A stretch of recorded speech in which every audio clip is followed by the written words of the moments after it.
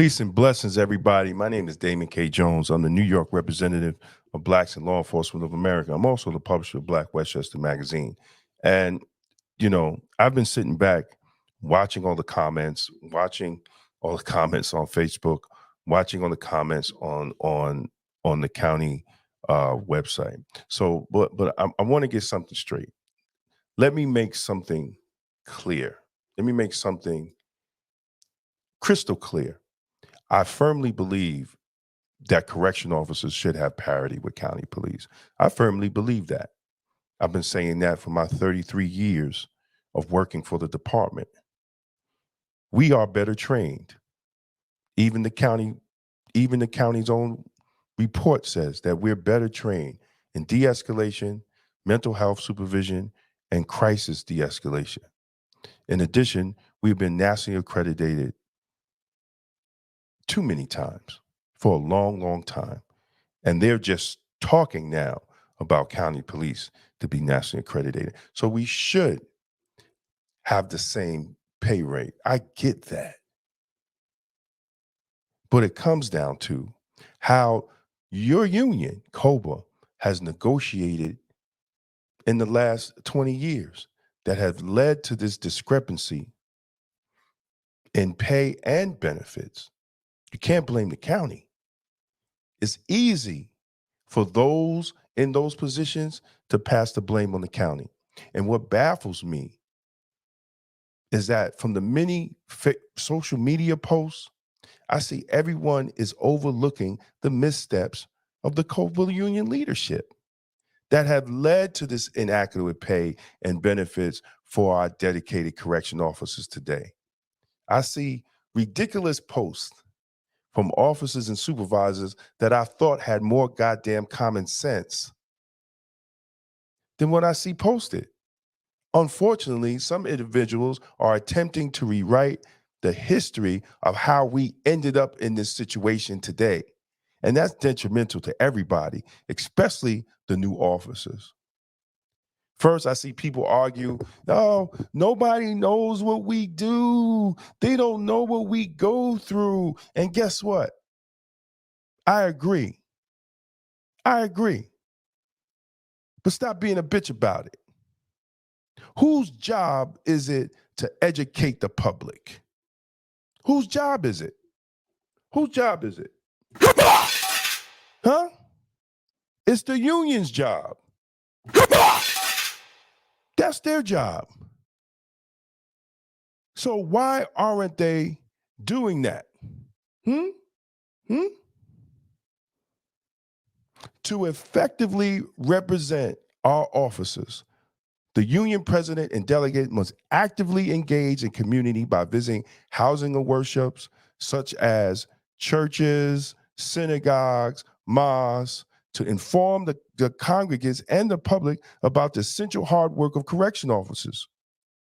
It is also crucial that every delegate to establish strong relationships with local politicians, business owners, and various organizations that they deal with daily across Westchester County. It's not about just walking around with your goddamn cell phone. It's more than that. Being a delegate is more than that. I was a delegate for 13 years. It's a lot more than that. If you ain't out there bringing business cards from people throughout Westchester County and New York State to be friends of COBA, you're not doing your job. Straight music. You're supposed to be out in the public, not just in the building, dealing with issues. Part of it is being out visible in the public, representing COBA. And making friends for COBA and teaching the business community about the hard work that COBA does. Because they're the ones that give the donations to the politicians. I'm trying to teach y'all game here because what I see right now is complete ignorance. Let me ask a question. When's the last time that COBA issued a press release to the press and to their circle of friends on the assault of a correction officer?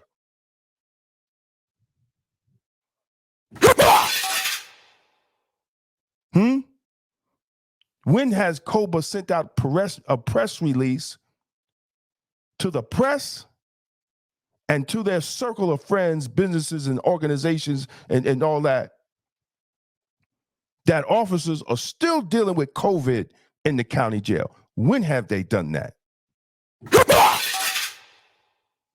This is precisely why the president get 5 days out of the building, the secretary 5 days out of the building, right? The vice president, second. That's why nobody's in the goddamn building and they're in the office. They're supposed to not only be handling union business, but part of union business is out there representing correction officers and teaching the public on what we do. And you know why we was the highest paid in the 90s? Because our president, now your commissioner, Joe Spano, was doing that. And he was making sure that the delegates was out there bringing friends back to COBA. That's what you have to do. Just not whining on goddamn Facebook. You have to go out there and plant your seeds. The problem is your union is not planting seeds. Y'all Christians know what I'm talking about. The decline in our pay to county police since 2000 is because of the contracts and the change in union leadership. It's essential to acknowledge that the responsibility the membership has in voting for these unfavorable contracts, and including the 2 contracts negotiated by former President Alonzo West. You know, I'm not going to let him slide on what he did to COBA, which introduced the healthcare contributions, which he didn't have to, lower wages, and a long-term frame to get to higher pay. Recognizing that the membership approved these unfavorable contracts is crucial. The membership approved them. The membership approved them. The membership approved them. From the county's standpoint, COBA negotiated and willingly accepted these terms. Whether you was present during former President Alonzo West contracts or recently joined the department under current President Neil Pallone, it is important to grasp that the county is only obligated to fulfill what was agreed upon in those contracts. So all this claims that the county owe you, the county don't owe you shit. They don't owe you shit. And stop fucking saying that. They don't owe you nothing but what was agreed to. And then you have to go back and negotiate. And the problem is you're not negotiating correctly. And you want to be mad at somebody else and your leadership is not negotiating correctly. It really doesn't make any sense. And it's not productive, especially because I want my money. See, because what's going to happen is the county just going to execute Order 66. That's all they're going to do. They're going to execute Order 66. Execute Order 66. That's what's going to happen. And then y'all going to be stuck because you're making stuff up in your mind and you're not getting it. And now you have nothing. And you're blaming the county. Let me explain something to you. When your union made that 2-year offer, they were supposed to bring it back to the membership for the membership to vote on it. There's a process. According to Pallone's letter, why hasn't it come back to the body for a vote? It gets negotiated, it gets voted by the contract negotiating team, accepted by the contract negotiating team, then it goes back to the board, and it gets accepted by the board to bring it back to the body for a vote. Why hasn't it got back to the body for a vote? So now there's no vote. So guess what? There's no contract. There's no agreement. There's no agreement. COBA reneged on even the 2-year deal. let alone passing the 4-year, 10% no give back. They reneged on agreement they made of the 2-year deal. So now you have nothing and you're wilding out. Okay, that's your business. But that's not going to stop Order 66. Execute Order 66. And let me explain to you what Order 66 is going to be. This year is done. Unless Pallone gets some honey and jelly and go kiss a lot of ass on the 9th floor. This year is done. So nothing's going to happen till 2024. And you're going to go to arbitration. So you're going to go to arbitration for 2020 and 2021. So you're going to go to arbitration for 2020 and 2021 because that was the offer from COBA. That was an offer that was originally agreed to. And that's what they're going to keep them to. But guess what? The arbitration process might last until 2025. You're going to start in 2024. You're probably going to finish sometime in 2025. Or maybe longer. But let's just say 2025. And you know what you're going to get? You're going to get 6%. You're going to get 3 for 2020 and 3 for 2021. And that's going to be 2025. And then guess what? You're going to have to go back to arbitration for 2022 and 2023 and 2025. And that arbitration process might take till 2027. And then guess what you're going to get? You're going to get 2% for 2022 and 2% for 2023. So by 2027, you're going to get the same goddamn 10% that you would have got in 2023. And then you ain't going to start on 2024 to 2028. And then you back at 4 years behind. You didn't accomplish a goddamn thing. Circus, Afro, circus, Afro, polka dot, Afro. You didn't accomplish anything. You just made yourself look stupid. And the county wins.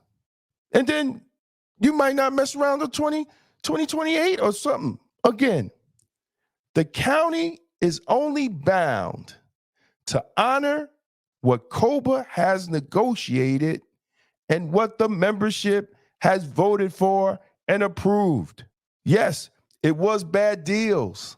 Yes, he told y'all for the last 2 years he was going to get you the health care. But they told him it's not happening. So what are you going to do? You going to force him to have it? It's just not part of it unless you're going to give up something. Now, I'm not even going to go into that. I'm just saying here, you could only blame COBA for what they negotiated. Because I'm telling you now, we didn't have to give up health care under Alonzo West. We won an arbitration in the 90s. And if you don't believe me, just follow the arbitrations in the 90s under Joe Spano. You ain't got to take my word for it. I don't give a shit because I speak the truth. We won an arbitration in the 90s under Joe that COBA goes last in negotiating health care. And what does Alonzo do? He goes first and he loses and he makes us pay in health care. You can't make it up. But like I said, if you don't believe me, follow the arbitration rulings under Sands, Arbitrator Sands. When Joe was president, we won that under the arbitration that we go last. Now, we messed all that up and went first, and we lost everything. So what I'm saying to you is that don't make the 13th a MAGA rally. Be professional. Be better than what you've been posting because you look foolish, even to the taxpayers. See, politicians don't have to listen to you. They listen to the taxpayers. And they all got reelected. So I guess the taxpayers and the voters are approving what they're doing. You got to be strategic about this shit. And it's not happening. And the only people that are losing are COBA members. And it shouldn't have to be this way. I don't care if you believe me or not. I don't work there no more, but I do want my money that I'm owed. But what I'm seeing is no good because we've been there before. And when people that have been there before are trying to tell the younger generation, don't do this and y'all don't listen, hey, do you. At the end of the day, when it comes to contract negotiations, I could say I was on the contract committee that made us the highest paid law enforcement agency in Westchester County. So all y'all talking shit, what can you say? What can you say? Well, I'm Damon Jones. I'm signing out. Peace and blessings. Have a blacktastic day. Peace out.